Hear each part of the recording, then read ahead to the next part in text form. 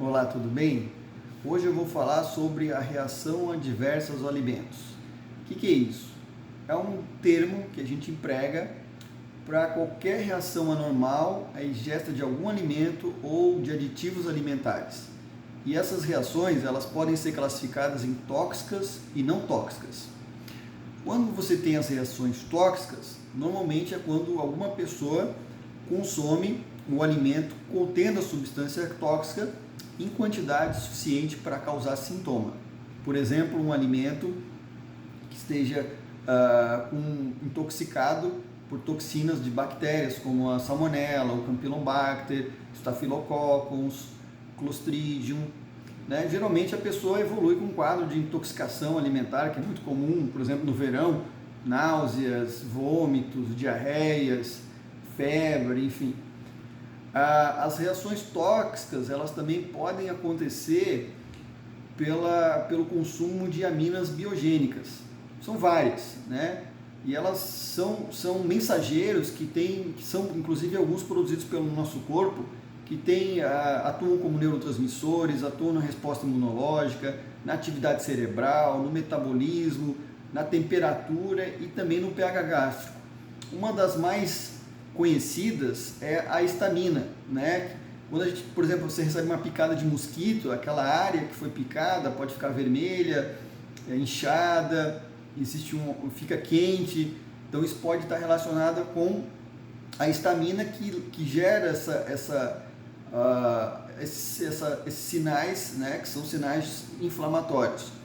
Então existem alimentos que têm mais histamina e dependendo da sua capacidade de eliminar essa histamina, que é feita por uma enzima que a gente chama de DAO, você pode acumular essa histamina em excesso, isso pode gerar dor de cabeça, enxaqueca, vertigem, sensação de calor, corrimento nasal, inchaço da mucosa nasal e até dificuldade para respirar e asma. Os alimentos que mais têm histamina são o vinho tinto, os salames, os embutidos, né, o chocolate e o tomate.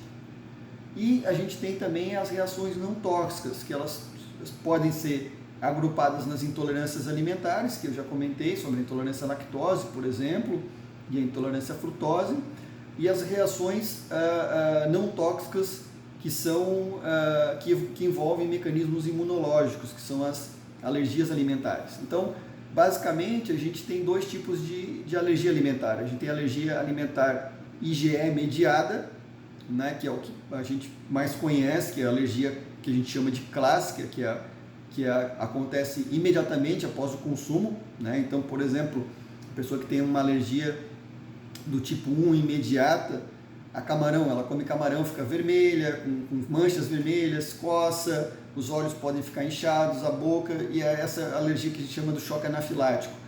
E existem as alergias não IgE mediadas, que também podem ser chamadas de reações de hipersensibilidades ou reações tardias, né? Onde geralmente você tem o envolvimento de vários alimentos, tem relação com a quantidade e os sintomas podem demorar horas para começar a acontecer, né? 8 horas, 10 horas, e é muito difícil a pessoa associar os sintomas com a ingesta daquele alimento. Os alimentos que têm maior potencial alergênicos são o leite de vaca, o leite de cabra, o trigo, o ovo, principalmente a clara, as oleaginosas, os peixes e os crustáceos. E o que acontece? A gente tem dois sistemas imunes, na verdade. A gente tem o sistema imune que nasce pronto, que é o inato, e a gente tem o adaptativo. Então, por exemplo, se você pegar um vírus, né, a sua primeira linha de defesa é o sistema imune inato. Ele que é a sua tropa de choque truculenta que vai lá para tentar eliminar esse vírus. Se ele não conseguir dar conta do vírus, ele vai chamar o sistema imune adaptativo, que tem uma resposta específica, que produz anticorpos específicos para aquele vírus. Só que entre você fazer vamos dizer assim, essa chamada do sistema imune e você produzir anticorpos, isso pode demorar dias, 4, 5 dias. Por isso que na primeira vez que você entra em contato com um micro-organismo novo, a resposta específica demora e às vezes você pode ter complicações daquele micro-organismo. Então, assim também funciona com as alergias, quer dizer, o sistema imune a maior parte dele está no intestino, 70% a 80% do sistema imune está no intestino, que é o que a gente chama de GOUT, que é o tecido linfóide associado ao gut em inglês é intestino.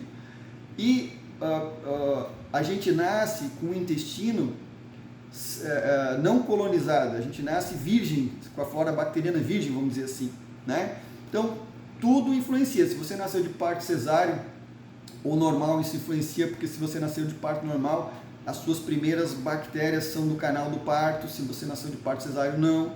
Se você foi amamentado ou não, isso influencia, porque o sistema imune na criança é imaturo e ele não produz um anticorpo de membrana, de mucosa, na verdade, que é o IgA, e isso está presente no leite materno, né? Já é o IgA de amamentação. Fora a lactoferrina, que tem no leite materno, que são outras moléculas que servem para defender a integridade da nossa mucosa intestinal, por exemplo. Se você recebeu, né, precocemente leites que têm uma capacidade maior de causar alergia, né, como o próprio leite de vaca, o leite de soja, essas fórmulas, né? Se você fez uso de medicações numa idade muito precoce da sua vida, como antibiótico, anti-inflamatório, corticoide, medicações que inibem a secreção de ácido clorídrico, tudo isso pode influenciar, né, na colonização do trato gastrointestinal, que acontece nesses primeiros 1000 dias de vida, e isso vai ter uma relação direta com a sua saúde, né, com a evolução do sistema imunológico, predispondo, por exemplo, as alergias, né, que a gente também chama de reações de hipersensibilidade, e também, por que não, das doenças autoimunes. É um assunto um pouco complicado, tentei resumir aqui de forma mais didática possível, né? Mas sempre que a gente tem dúvida, a gente tem que consultar para fazer as avaliações. Existem alguns exames que são feitos. Como tudo na medicina, não existe exame 100%, né?